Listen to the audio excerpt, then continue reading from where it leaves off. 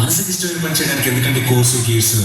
ఆలోచించు కొంచెం, రైతు బిడ్డ కష్టం, అందరి ఆకలికి ఇచ్చేటందుకు ఊడుస్తాడు స్వేదం. వాడలోని మలినాలను శుభ్రం చేసేవారు, 4 రోజులు రాకపోతే కుండిపోదాడు.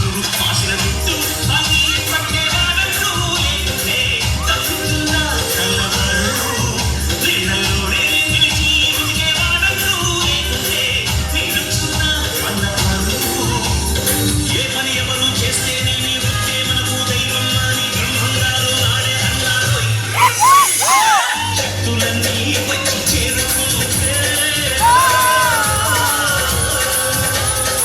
స్వర్గం వెలిసేనయ్యో భూమిపైనే.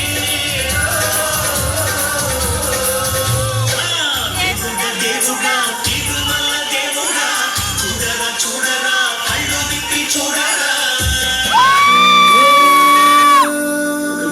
ఏ పని లేకుండా తిరిగే వాళ్ళకంటే ఏ పనైనా పర్వాలేదని చేసే మాలాంటి వాడిని అభినందించగలేదు. ఇన్సల్ట్ మాత్రం చేయాలి.